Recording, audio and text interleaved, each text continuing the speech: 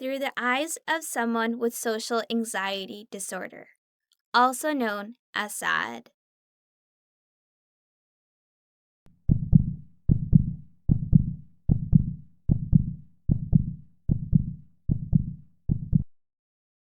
I hear the kids in school talking about their weekend. I hope no one talks to me because I don't want to say anything dumb. I don't want to give them a reason to judge me.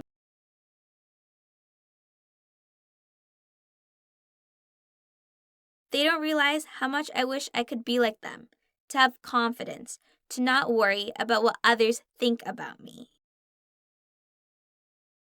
During lunchtime, I often go to the library to write in my journal to help calm my anxiety. I write about my thoughts, feelings, and really anything that comes into mind at that moment. Today, I'm going to write about when it all began, when I was diagnosed with SAD. When I moved to a different city for university, I knew no one. I started noticing that I was constantly nervous around others. I was in constant fear of being judged. I was being very self-critical, and I thought I wasn't good enough, smart enough, or funny enough. Being in social situations made my heart rate increase, it made me nauseous, and it made me sweat and even shake. Sometimes I became so scared that I felt like I was suffocating. I went to see my doctor after I recognized my irrational behaviors. He reviewed a list of situations to see if they make me feel anxious, and I was required to complete a self-report questionnaire about my symptoms. After several doctor visits and countless hours discussing my symptoms, I was diagnosed with SAD. My doctor explained to me that the causes for SAD can be environmental, which include meeting new people, being exposed to physical and emotional abuse, bullying, and even family conflicts. He also explained to me the genetic components associated with SAD. I do have a family history of anxiety disorders. He explained to me having a family member with SAD means that you are 2 to 6 times more likely to being diagnosed. Also, he told me about recent research that has shown that changes in a gene called SLGA4 is associated with SAD. SLGA4 is involved with the transport of neurotransmitter serotonin, which helps to soothe nerves and stabilize moods. However, it is important to note that both a shortage and excess amounts of serotonin have been linked to SAD.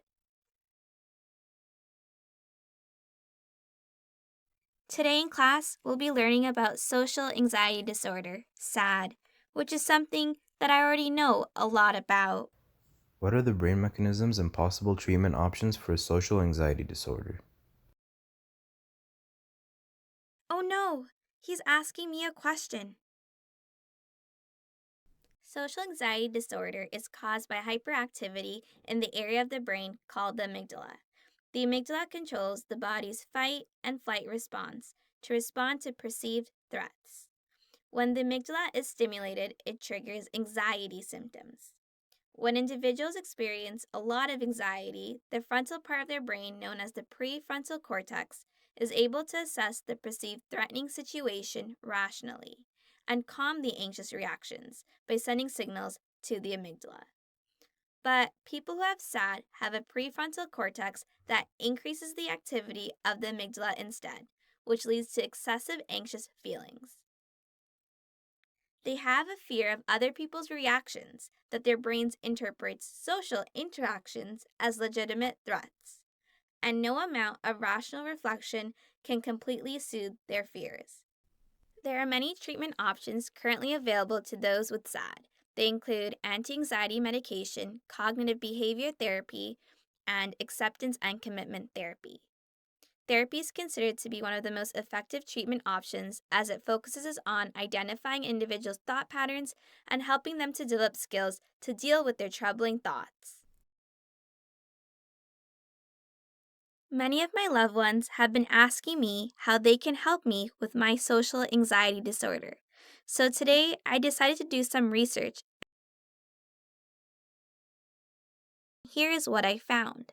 If you have a friend who is struggling with SAD and you're wondering how you can help them, here are some things to consider.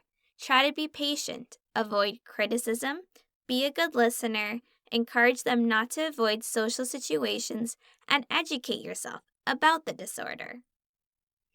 If you have a child who has SAD, show them affection.